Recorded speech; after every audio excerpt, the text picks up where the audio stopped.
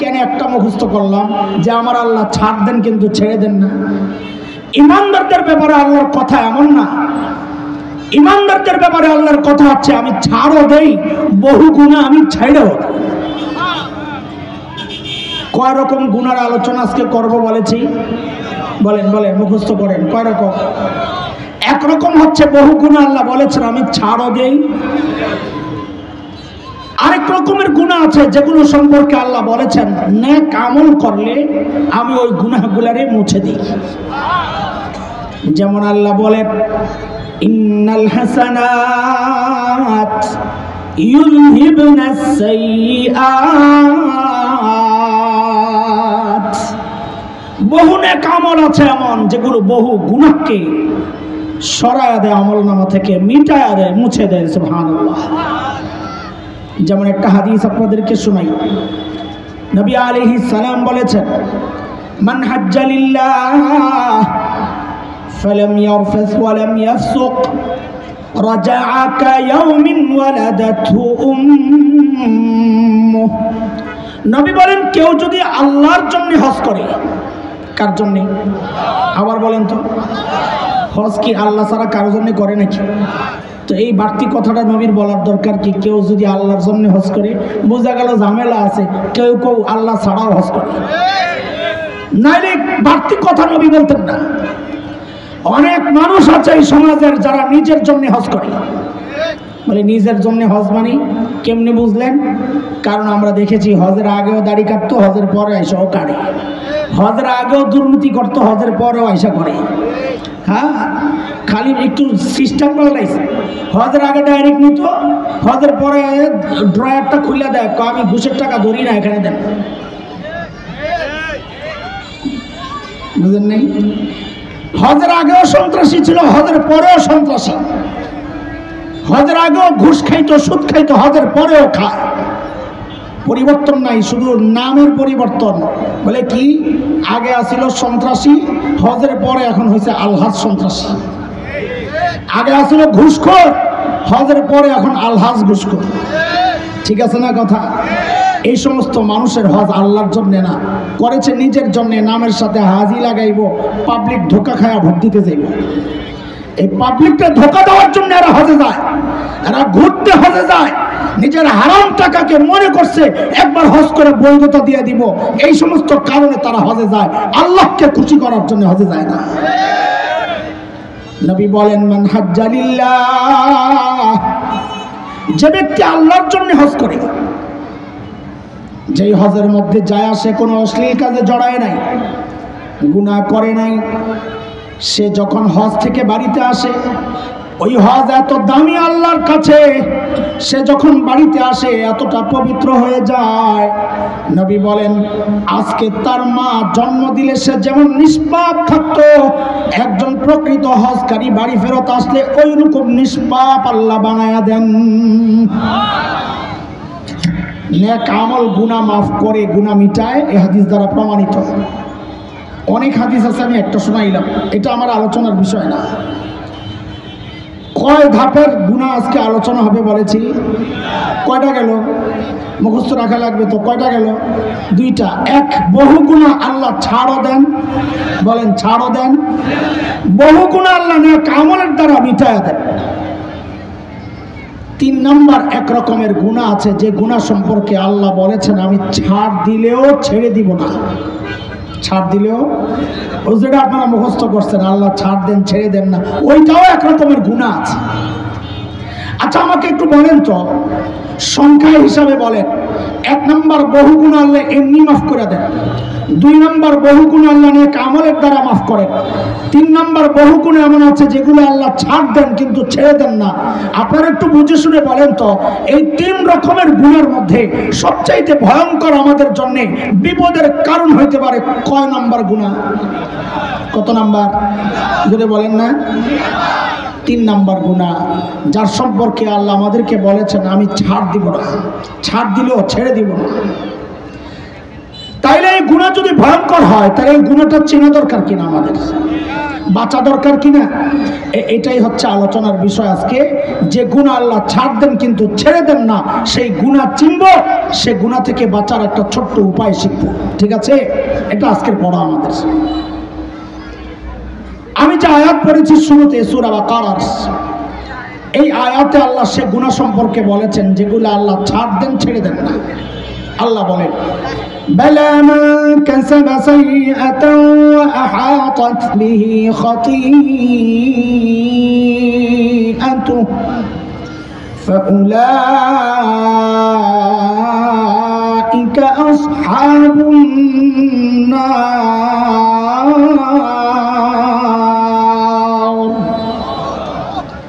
আল্লাহ বলেন যে গুনাহ বান্দাকে ঘিরে নেয়, মুফাসসিররা বলেন ঘিরে নেয় মানে যে গুনাহ বান্দা ফেসে যায়, ছাড়তে পারে না। আরো সহজ করে বলতে হবে যে গুনাহ বান্দা নিয়মিত করে, ছাড়তে পারে না। কোন গুনাহ সেটা যেটা বান্দা নিয়মিত করে? সেটা আমার জন্য একটা হইতে পারে, আপনার জন্য আরেকটা হইতে পারে, তার জন্য আরেকটা হইতে পারে, তার জন্য আরেকটা হইতে পারে। কেউ আছে মিথ্যা নিয়মিত বলে, ছাড়তে পারে না। কেউ আছে সুদ নিয়মিত খায়, ছাড়তে পারে না। কেউ আছে মদ নিয়মিত খায়, ছাড়তে পারে না। কেউ আছে সুদ নিয়মিত খায়, ছাড়তে পারে না। কেউ আছে জিনা করে নিয়মিত, ছাড়তে পারে না। এক একজনের এক একটা। কিন্তু আমরা এই সমাজ নিয়ে চলি, তো সমাজ নিয়ে ভাবি, এই সমাজের দিকে লক্ষ্য করে দেখলাম কিছু গুনাহ এমন আছে, বিশেষ করে একটা গুনাহ, যে গুনার মধ্যে বুড়াও জড়িত, জুয়ানও জড়িত, যে গুনার মধ্যে পুরুষও জড়িত, নারীও জড়িত, যে গুনার মধ্যে আমার মতোই লেবাসওয়ালা কেউ কেউ জড়িত, সাধারণ মানুষও জড়িত, যে গুনার মধ্যে কোন কোন ইমামও জড়িত, কোন কোন মুসল্লিও জড়িত, যে গুনার মধ্যে কোন কোন পীরও জড়িত, কোন কোন মুরিদও জড়িত, আর এমনকি বাচ্চারাও জড়িত। কি সেই গুনাহ? সেই গুনার নাম হচ্ছে টাচ মোবাইলের গুনাহ। পারলে অস্বীকার করেন। কি জোয়ান, কি বুড়া, কি নারী, কি পুরুষ, কি হুজুর, কি মজুর, কি সাধারণ মানুষ, সব এক গুনার মধ্যে জড়ায় গেছে, এমনকি বাচ্চারা পর্যন্ত। বাচ্চাদের আবার কিসের গুনাহ? বাচ্চাদের গুনাহ নাই আমিও জানি, তবে আগেরকার বাচ্চাদেরকে মা বাবা, বিশেষ করে মুরব্বীরা খাওয়াইতে, ঘুম পড়াইতে, আল্লাহ আল্লাহ নাম বইলা বইলা কত কিছু বইলা টইলা ঘুম পড়াইতো। আর এখনকার বাচ্চাদের সামনে ওই মোবাইলে কোনো গান টান সিনেমার এগুলা না ছেড়ে দিলে সে ঘুমাইতে চায় না। পরিবর্তনটা হয়েছে কিনা? সে অভ্যস্ত হইতেছে গুনার সাথে। এটা একটা গুনাহ আছে যে গুনার মধ্যে প্রায় সবাই জড়িত, ছাড়তে চাইলেও ছাড়তে পারে না। কিন্তু এই সমাজের আরো তিনটা গুনাহ এমন আমি আমার চোখের সামনে ভাসে, যে গুনার মধ্যে এই সমাজের অধিকাংশ মানুষ জড়িত। দুইটা পুরুষরা, একটার মধ্যে মেয়েরা, তাও পর্দানশীল মেয়েরা, সব মেয়ে না। পুরুষরা অধিকাংশ যেই দুইটা গুনার মধ্যে জড়িত, এর মধ্যে একটা হচ্ছে অধিকাংশ পুরুষ এই সমাজের দাড়ি কাটার গুণের মধ্যে জড়ায় আছে। পারলে অস্বীকার করে। এই মজলিস দেখে তো বুঝবেন না, রাস্তায় যায় দাঁড়ায় দেখেন, এই সমাজের অধিকাংশ পুরুষ দাড়ি কাটার গুনায় জড়িত। দুই নাম্বার, এই সমাজের অধিকাংশ পুরুষ টাকনুর নিচে কাপড় পরার গুনার মধ্যে জড়িত। টাকনুর নিচে কাপড় পরা কি জায়েজ না হারাম? হ্যাঁ হ্যাঁ, এই হলো পুরুষের দুই গুনাহ। এই সমাজের অধিকাংশ পর্দানশীল মা বোন, অন্য মেয়েদের হিসাব বাদ, ওরা তো গুনার মধ্যে সারাক্ষণ, কিন্তু পর্দা করে তারপরে অধিকাংশ নারী গুনায় জড়িত। কি সেই গুনাহ? অবাক লাগতেছে তাই না? অবাক লাগারই তো কথা। অপারেশন হচ্ছে যে, অনেকের ভালোও লাগবে না, বুঝতেই বলতেছি। ডাক্তার যদি মনে করে আমার রোগী কষ্ট পাবে, ওরে অপারেশন করবো না, এটা রোগীর ক্ষতি। আপনাদের মন কোন দিকে যায় ওই চিন্তায় কথা বললে আপনাদেরই লস। সবসময় খালি তৈলাক্তক কথাবার্তা বলে আপনাদেরকে ঠকাইতে চাই না। হয়তো আপনি আমাকে ভালো মন্দ কিছু বলবেন, কিন্তু আমি আমার জিম্মেদারিটা আদায় করলাম। এই সমাজের অধিকাংশ পর্দা করা নারীরা একটা গুনায় জড়িত। সেটা কি আগে কোরআন বুঝেন, তারপর আমি ধরাইয়া দিচ্ছি। পর্দা কি? পর্দা শরীয়ত পর্দা বলতে কি বুঝে? সূরা সূরা নূর 31 নম্বর আয়াত। মা বোনদেরকে বলবো একটু তাফসীর ব্যাখ্যা দেখেন। কোন সূরা? 18 নম্বর পারা, আয়াত নম্বর 31। সেখানে নারী এবং পুরুষ, 30 নম্বর আয়াতে পুরুষদের পর্দার কথা, 31 নম্বর আয়াতে নারীদের পর্দার কথা আসছে। নারীদের পর্দার কথা বলতে গিয়ে আল্লাহ তাআলা একটা বক্তব্য আল্লাহ বলেন ওয়ালা ইউবদিনা যিনাতাহুম, মেয়েরা যেন তাদের সৌন্দর্য প্রকাশ না করে। তার মানে কোন নারী যদি ছালার চট গায়ে দিয়া সৌন্দর্য গোপন করে তো ইসলামী শরিয়া বলবে সে শরিয়াই পর্দা করেছে। কোন নারী যদি এই যে বিছানায় আপনি বসে আছেন এই বিছানার মোড় দিয়ে নিজের সৌন্দর্য গোপন করে তো শরিয়া বলবে ইসলামী শরিয়া মতে সে পর্দা করছে। কোন নারী যদি নিজের ঘরের কাঁথাটা মোড় দিয়া নিজের সৌন্দর্য গোপন করে তো ইসলামী শরিয়া বলবে সে শরিয়া মোতাবিক পর্দা করেছে।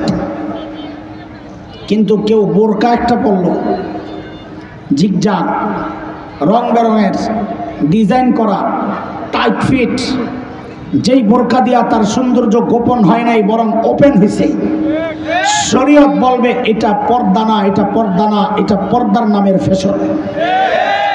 শরীয়তের চাওয়া হচ্ছে ফ্যাশন গোপন করা। দুঃখের সাথে বলতে হয় আমার বোনরা যেন আমাকে মাফ করে দেয়, এটা আমার জিম্মাদারি আপনাকে বলা।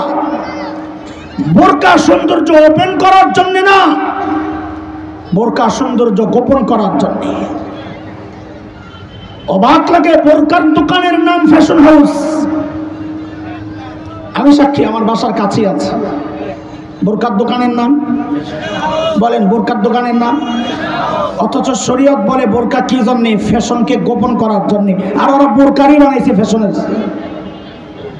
শরীয়তের উল্টা দাঁড় করানো কিনা বলেন না আপনারা?